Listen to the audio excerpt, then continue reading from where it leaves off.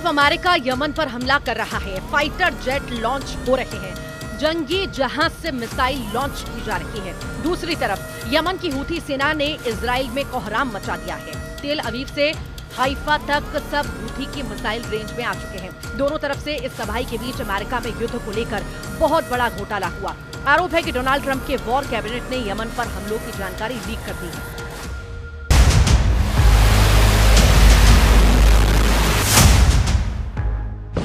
Yemen पर हमले में शामिल अमेरिका के बैटल ग्रुप को इसका एहसास ही नहीं कि जब वो यमन पर हमले की तैयारी कर रहे थे, जब अमेरिका के फाइटर जेट एयरक्राफ्ट कैरियर से उड़ान कर रहे थे, तब उसकी जानकारी पहले ही मीडिया में जा चुकी थी। यानी अमेरिका वॉर प्लान लीक हो गया था।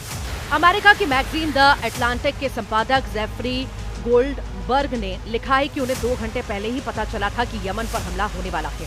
ट्रंप कैबिनेट में शामिल वो लोग जिन्हें अमेरिका की बड़ी तोप माना जाता है, वो सिग्नल ऐप के चैट ग्रुप में यमन पर हमले की चर्चा कर रहे थे। और चौंकाने वाली बात यह है कि इस ग्रुप में द अटलांटिक के संपादक जेफरी गोल्डबर्ग भी जुड़े हुए थे।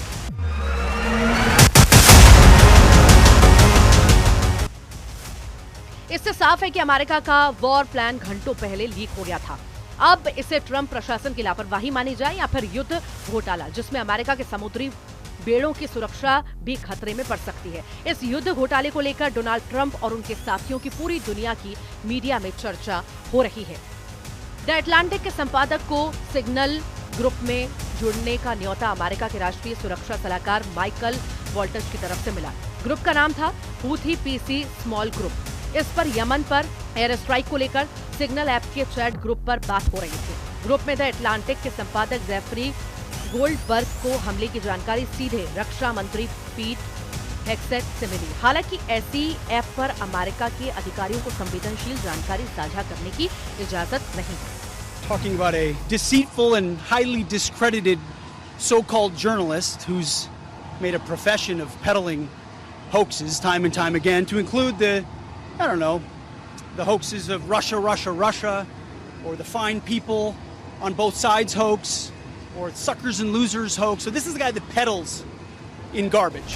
Honestly, my reaction was, I think I've discovered a massive security breach in the United States national security system, which is to say, it's almost automatically true that if the editor-in-chief of The Atlantic is being given access to this kind of information, weapons systems and packages and timing and weather in Yemen and all kinds of information about sequencing of particular events, then obviously there's a security breach.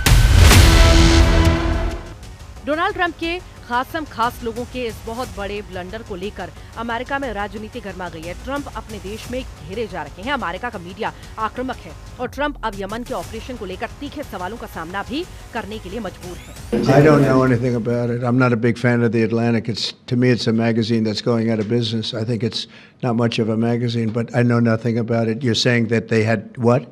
What were they talking about? With the Houthis. The Houthis? You mean the attack on the Houthis?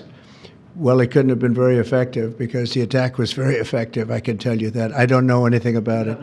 You're telling me about it for the first time. Anybody else? Donald Trump के लिए आए इस बवंडर से जाहिर है America के दुश्मन बहुत खुश होंगे।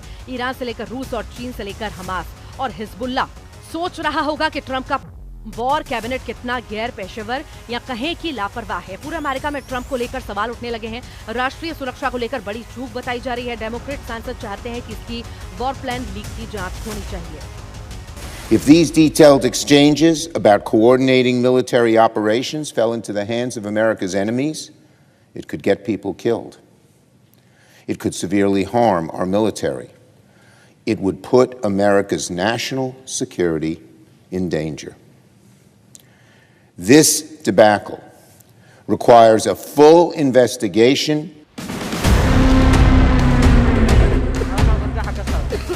यमन में अमेरिका के हमले अचानक हुए और हैरत की बात यह है कि हमले की टाइमिंग को लेकर जो बातें ग्रुप पर शेयर की गईं, वो मीडिया तक भी पहुंच रही थी। सिग्नल ऐप चैट ग्रुप, जिसका नाम हूथी पीसी स्मॉल ग्रुप रखा गया। उसमें छोटी छोटी बारीकी के बारे में बताया गया था। अटलांटिक के संपादक ने इसे क्रॉस चेक किया तो उन्हें यमन के सेना में धमाकों की खबरें मिली जो अमेरिका के विमानों ने किए थे। इसके बाद सिग्नल चैट ग्रुप यानी हूथी पीसी स्मॉल ग्रुप में ट्रंप के खासम खास एक दूसरे को इस हमले की बधाई दे रहे थे। इसीलिए सवाल है कि अब जब ट्रंप का वॉर प्लान लीक हो गया है तो अमेरिका आगे क्या करेगा, इजराइल क्या करेगा, क्योंकि यमन की तरफ से तो मिसाइल लॉन्च में कोई भी कमी नहीं आई। जब एक तरफ अमेरिका के जंगी जेट और जंगी जहाज यमन पर ताबड़तोड़ हमला कर रहे हैं, तब हूथी की मिसाइल ब्रिगेड भी एक्टिव है। ट्रंप और उनका कैबिनेट चाहे जो प्लान बनाए वो प्लान लीक हो या फुल प्रूफ हो, हूथी लड़ाकों ने ऐलान कर दिया है कि वो गाजा पर बमबारी रुकने तक इजराइल पर हमले करते रहेगा। यमन के लड़ाका ग्रुप हूथी का ताजा दावा है कि उसने इजराइल पर मिसाइल दागी और दोनों टारगेट पर लगी हैं और आगे भी हमलों के लिए मिसाइल तान दी गई है। पश्चिमी यरूशलेम के पास जूबा शहर में सायरन बज रहा है। इजराइल के लोगों ने आसमान की तरफ देखा और फिर जान बचाने के लिए जमीन पर इस तरह झुक गए। यमन की मिसाइल के खौफ का इजराइल के लोग बार बार सामना कर रहे हैं। للشعب الفلسطيني المظلوم وإسنادا لمقاومته العزيزة الباسلة استهدفت القوة الصاروخية مطار بن غوريون في منطقة يافا المحتلة وذلك بصاروخين باليستيين أحدهما ذو الفقار والآخر فلسطين 2 الفرط صوتي وقد حققت العملية هدفها بنجاح بفضل الله। यमन के हूथी टारगेट पर हमला करने का दावा कर रहे हैं, लेकिन इजराइल का कहना है कि दोनों मिसाइलों को इजराइल के एयर स्पेस में आने से पहले ही गिरा दिया गया। इसमें कोई शक नहीं है कि इजराइल का मिसाइल डिफेंस बहुत कारगर है, लेकिन हूथी पहले भी उत्तरी इजराइल तक हमला कर चुके हैं।